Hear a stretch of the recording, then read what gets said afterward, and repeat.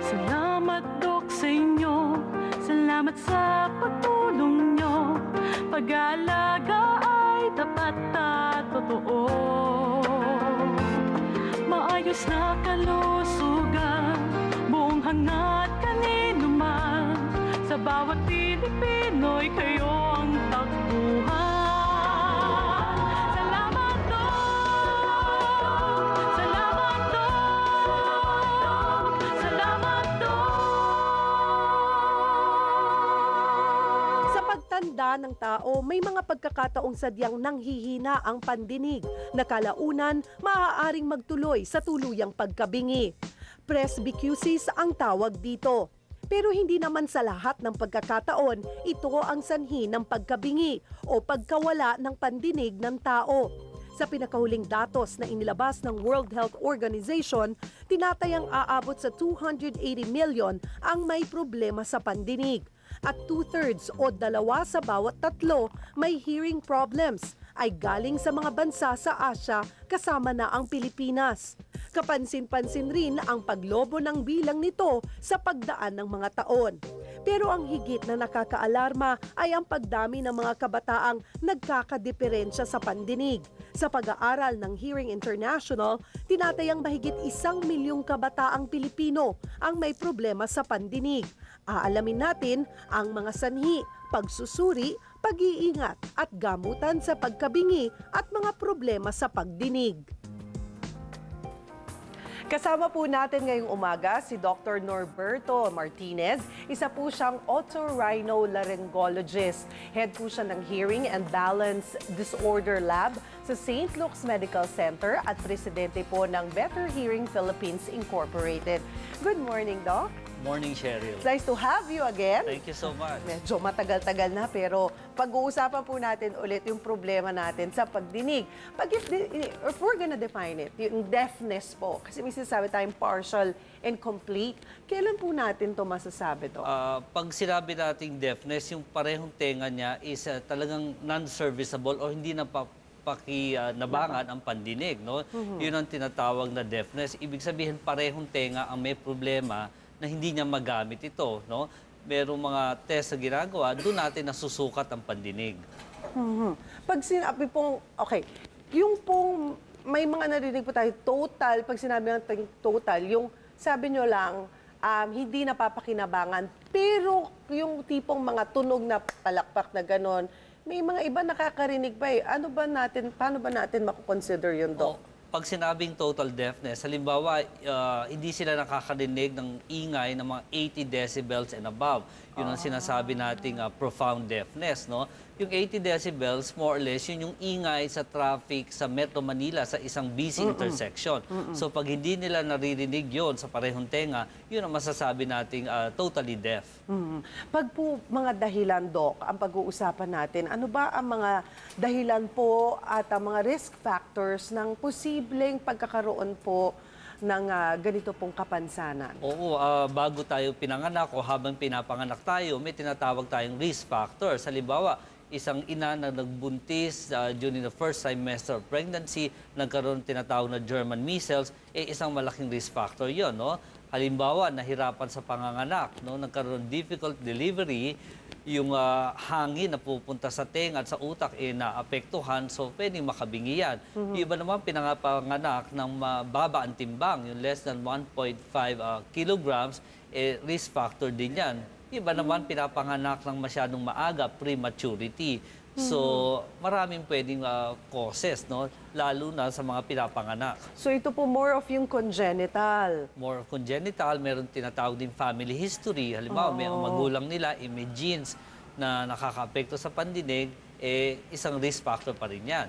Kaugnay nga po sa sinasabi natin congenital o inborn na deafness, panoorin po natin ito.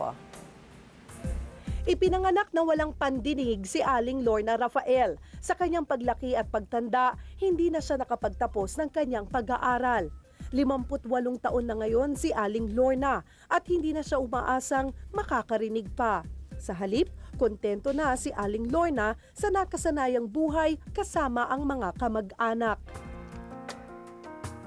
Dok, ito po yung sitwasyon ni Aling Lorna. Ito yung sinasabi niya sa family history.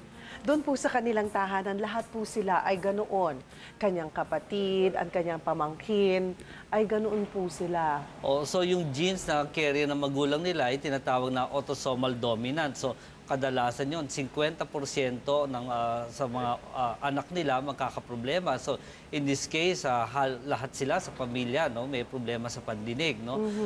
Kaya nga ngayon meron tayong batas, no, bagong batas, yung Republic Act 9709, no, na lahat ng batang pinapanganak ngayon gusto masukat ang pandinig or ma-screen for hearing loss, no. Yun ang bagong batas na pinirmahan ni President Gloria Macapagal Arroyo noong August 12, 2009. So kasama na po ito sa screening. Oo, di ba merong kinukunan tayo ng dugo sa sakong ng mga bata, no? Opo. Ngayon, ang pandinig susuriin na rin, no? Ginagawa lang ngayon ang implementing rules and regulations. Ayun, ayan, maganda po iyang balita sa mga, lalo na dun sa mga, para maagapan. Oo, kasi actually, ang hearing loss, yun yung pinakamadalas na disorder na pwede natin ma-pick up sa mga bagong panganak. Ayun. Doc, other than yung sabi po natin ay genetic, sa genes po, ay ano pa po ang ibang risk factors? O yun, isa sa mga sabi nyo nga po, kadalasan nga po yung sa panganganak, ano pa po yung ibang cause at other risk factors? Oo, sa atin naman, pinaka-common din yung infection sa tenga, no? Yung tinatawag nating luga, no? Infection. Oo, infection, no? So marami sa atin, mga bata, sinisipon, tapos yung sipon tumutugon hanggang tenga natin. So to the point na mabubutas ang eardrum or salamin ng tenga, doon lumalabas yung sipon sa tenga. Yun yung otitis media or luga. Opo. So, paano po natin maiiwasan itong pagkakaroon ng luga? So, gagamutin natin. Napaka-importante, ginagamot natin yung sipon. Okay. Para rin po ma-avoid ito pong infection. Oo, infection sa tenga, yung otitis media. Posible rin po ba yung tamang paglilinis ng tenga ay mag-cause ng deafness, Doc? Kasi pagka mali ang paraan ng paglinis ng tenga natin, yung tutuli na itutulak natin sumisiksik sa loob, no? So magkakaroon ng kapansanan sa pandinig or hearing loss. Pero hindi natin masasabi na magkokosya talaga ng deafness, no? In fact, sa mga schools sa lahat sa Pilipinas, so sa mga paaralan ng mga bata, makikita natin pinaka-common yan, no? Umaabot sa 25 hanggang 40% ng mga bata, makikita natin, merong impacted cerumen or nakabarang tutuli. Oo nga. Ano ba dapat talaga, Doc?